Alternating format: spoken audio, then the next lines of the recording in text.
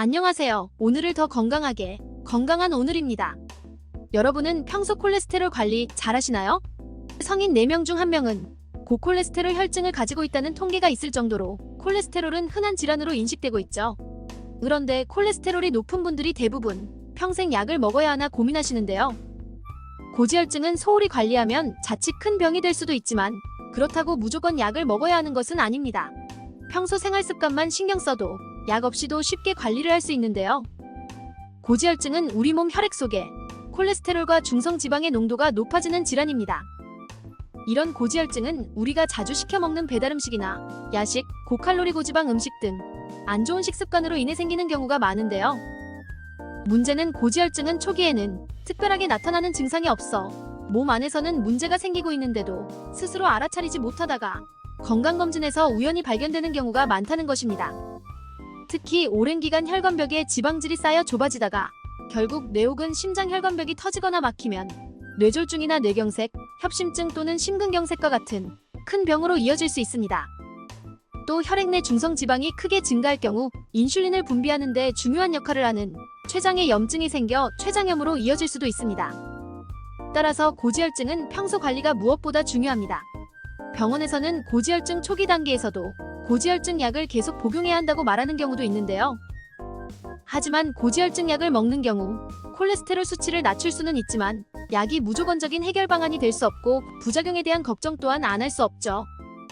그래서 오늘은 조금 더 안전하고 건강한 방법으로 콜레스테롤을 낮추는 방법에 대해 함께 알아보려고 합니다. 이미 몸속에 쌓인 콜레스테롤을 없애려면 어떻게 해야 할까요?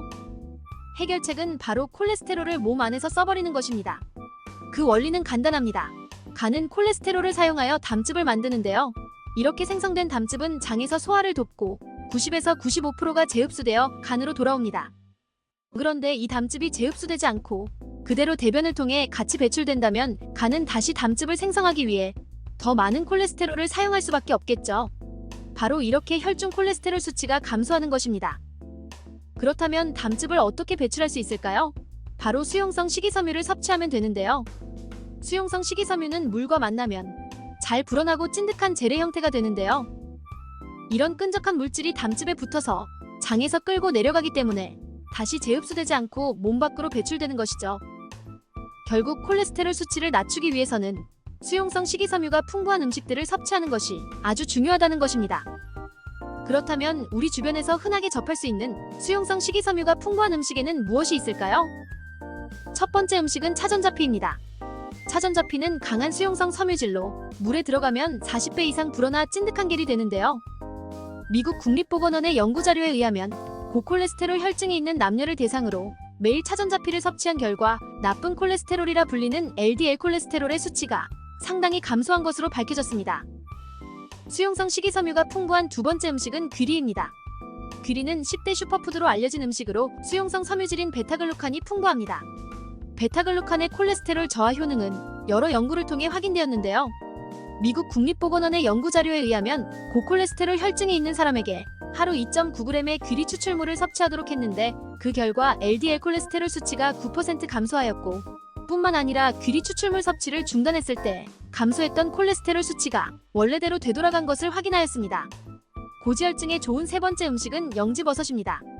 영지버섯은 십장생 중의 하나로 진시황이 찾던 불로초로 많이 알려져 있죠.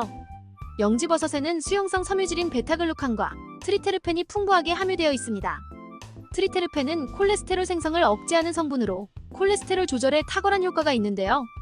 미국 국립보건원의 연구자료에 의하면 영지버섯 추출물은 담즙산 합성을 촉진하고 과도한 지질 수치를 감소시키기 때문에 고지혈증의 보조요법을 위한 식이 보충제로도 사용 가능하다고 밝혔습니다. 오늘은 여기까지 고지혈증에 좋은 수용성 식이섬유가 풍부한 음식에 대해 알아봤는데요. 오늘 영상이 도움이 되셨다면 구독과 좋아요 눌러주세요.